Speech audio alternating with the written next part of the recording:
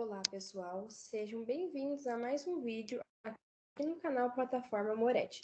No canal são apresentados assuntos referentes à engenharia agrícola. Me chamo Lauma Dibas, sou aluna de Agronomia da Universidade Federal do Paraná e apresentarei sobre tensão e corrente elétrica, contínua e alternada, assunto da matéria de energia na agricultura. Tensão elétrica, diferença de potencial e voltagem referem-se à mesma grandeza física escalar, é medida em volts, e definida como energia potencial elétrica armazenada por unidade de carga elétrica, ou seja, é a quantidade de energia armazenada em cada coulomb de carga elétrica, quando esta se encontra em regiões em que há um campo elétrico não nulo. Por exemplo, quando há uma carga elétrica de 1 coulomb é colocada em uma região de 10 volts, ela adquire uma energia potencial elétrica de 10 joules. Assim, quando dois pontos se encontram em diferentes tensões elétricas, dizemos que há entre eles uma diferença de potencial. Essas condições, quando soltas, as cargas podem passar a se mover, devido ao surgimento de uma força elétrica sobre elas. Cargas positivas movem-se em direção aos potenciais elétricos mais baixos, enquanto as cargas negativas tendem a se deslocar em direção aos potenciais elétricos mais altos. Para realizar a medida de voltagem, utilizamos aparelhos denominados de voltímetros. Existem voltímetros analógicos e digitais. Ambos são muito utilizados, porém o voltímetro digital possibilita a melhor leitura do valor da diferença potencial, como também a certeza de que está sendo medido. Tanto o voltímetro ou o multímetro são ligados em paralelo no circuito. Um voltímetro analógico move um ponteiro através de uma escala em proporção à tensão do circuito. Já um voltímetro digital fornece uma exibição numérica. Para medir a diferença de potencial entre as extremidades do resistor, por exemplo, deve-se conectar o voltímetro em paralelo com a resistência. O multímetro é um aparelho que tem capacidade de medir valores de voltagem, corrente elétrica e também a resistência. Fazendo analogia com a hidráulica, a tensão elétrica equivale à pressão hidráulica, ou seja, quanto maior a diferença de pressão hidráulica entre dois pontos, maior será o fluxo ocorrendo algum tipo de comunicação entre eles. Analisando a ilustração, a figura A possui diferença de pressão, já a B não tem diferença de pressão. Na outra imagem, o reservatório de água encontra-se em um ponto muito mais alto que o ponto onde está o homem. Quanto mais alto estiver o reservatório, maior será a força com qual a água irá fluir em direção ao homem. A usina elétrica é um exemplo de gerador de tensão. Para facilitar o entendimento na prática, vamos imaginar uma bateria. Ela tem dois polos, o positivo e o negativo. Os dois polos têm potenciais diferentes, ou seja, o número de elétrons é maior em um dos polos e menor no outro. Quando essa bateria é ligada a um receptor, uma lâmpada, por exemplo, a tensão elétrica faz com que os elétrons presentes nos dois polos se movimentem. Essa movimentação, chamada de deslocamento de cargas, resultado de uma diferença de potencial, vai gerar a corrente elétrica e, consequentemente, vai acender a lâmpada. A intensidade dessa corrente elétrica depende diretamente da diferença de potencial, bem como da resistência elétrica do meio em que ela se move. Outra forma de entender é quando conectamos um aparelho eletrodoméstico na tomada. Estamos aplicando uma diferença de potencial sobre os circuitos elétricos desse eletrodoméstico, fazendo com que as cargas elétricas, nesse caso os elétrons, percorram. E normalmente esses circuitos são feitos de material condutor, geralmente cobre. E qual a diferença entre 127 e 220 volts? A diferença está na instalação elétrica e no dimensionamento de seus componentes. Começando com o calibre dos fios, que vão transportar as energias. Por exemplo, são menores em uma tensão de 220 volts do que em de uma de 127.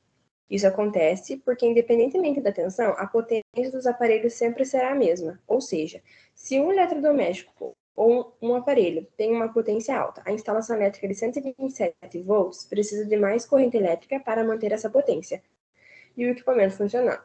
Para suportar o aumento da corrente, os fios precisam de uma espessura maior. Já numa instalação de 220 volts, os fios precisam ter um diâmetro menor, já que a corrente elétrica necessária para o aparelho funcionar vai ser menor. Mas e o que é a corrente elétrica? É a quantidade de cargas que estão sendo trocadas por unidade de tempo, ou seja, a intensidade da corrente elétrica depende diretamente do número de elétrons que passam por uma unidade de tempo, através de uma região do condutor. É o fluxo ordenado de cargas elétricas, a partir de uma diferença de potencial elétrico, que se move de uma forma orientada em um condutor elétrico, sólido ou em soluções iônicas. Em resumo, maior a corrente elétrica, maior a quantidade de cargas. Para medir a intensidade de uma corrente, usamos um instrumento chamado de amperímetro, que deve ser ligado em série com o circuito, ou um multímetro, sendo digital ou analógico. Os principais efeitos da corrente elétrica são: o efeito térmico, ou efeito Joule, é dado pela resistência do condutor, ou seja, quanto maior a resistência, maior a dificuldade de passagem da corrente. E quando a corrente ela quebra a resistência, o efeito é a geração de calor, tendo uma dissipação de energia. Tecnicamente falando, os elétrons transferem energia para os átomos da rede atômica até colidirem com estes, após serem acelerados pelas forças elétricas. Como resultado dessa colisão e transferência de energia, há um aumento na energia de vibração desses átomos e, consequentemente, um aumento na sua temperatura. Essa característica é bastante aplicada em aparelhos que funcionam como produtores de calor e luz. Os exemplos desses aparelhos são ferros elétricos, lâmpadas incandescentes, secadores de cabelo, chapinha. O outro efeito é o campo magnético, produzido pela corrente elétrica. Esse efeito é aquele que se manifesta pela geração de um campo magnético ao redor de um condutor de que passa a corrente elétrica. A existência de um campo magnético em determinada região pode ser constatada com o uso de uma bússola, na qual ocorrerá desvio de direção da agulha magnética. Este é o efeito mais importante da corrente elétrica, constituindo a base do funcionamento dos motores transformações. Já o efeito químico se resume em quando se tem um gás com resistividade muito baixa e se coloca uma corrente elétrica em um dos polos da lâmpada. Essa corrente se propaga pelo ar, agitando as moléculas, fazendo efeito de fluorescência, e sai no outro polo da lâmpada. A corrente elétrica possui uma ação química nos elementos que constituem a solução. Os exemplos desse efeito são as lâmpadas fluorescentes. E, por último, os efeitos fisiológicos, que são ligados ao tratamento humano. Esses efeitos da corrente elétrica se traduzem pelos choques elétricos. A consequência de um choque elétrico varia muito de pessoa para pessoa. Fazendo analogia com a hidráulica, a intensidade da corrente elétrica equivale a vazão em hidráulica. Então, podemos comparar a corrente elétrica com o fluxo de água que flui de um ponto ao outro. Sobre corrente contínua, é entendido o que? Quando a fonte de tensão que alimenta o circuito elétrico é contínua, dizemos que o circuito opera em corrente contínua. Então, um sinal é contínuo se seu valor e polaridade, tanto positivo como negativo, não variam no tempo. Ou seja, em qualquer momento em que você observar esse sinal, ele apresentará o mesmo valor e polaridade. A principal desvantagem do sinal contínuo é que ele não pode ter seu nível elevado ou reduzido. Por exemplo, na transmissão do sinal contínuo, a longa distância, grande parte do sinal se perde durante o transporte, no condutor por efeito Joule, e não poderá ser recuperado.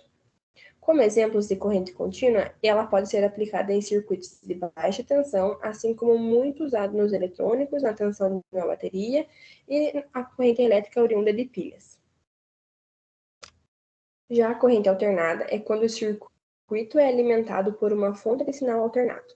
Diz, então, ele está em corrente alternada, ou seja, quando o sentido de movimento dos portadores de carga é variável. A corrente alternada é utilizada para transmissões de energia elétrica a longas distâncias, por conta da facilidade de alteração de sua tensão por meio de transformadores, além de ter perda muito menor em relação à corrente contínua, sendo uma forma de transmissão de energia mais eficiente. Um sinal alternado é aquele que muda de polaridade periodicamente e varia sua intensidade no tempo.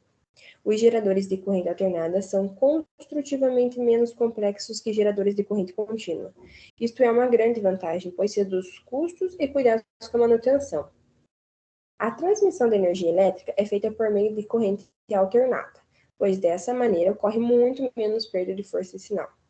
E os exemplos das correntes alternadas podem ser encontrados em linhas de transmissão, circuitos de alta tensão, geradores e inversores de corrente, além de serem usados no transporte de energia elétrica, desde as usinas de produção até os centros de distribuição, então até a sua residência. Por hoje é só, espero que tenham compreendido alguma informação sobre tensão e corrente elétrica.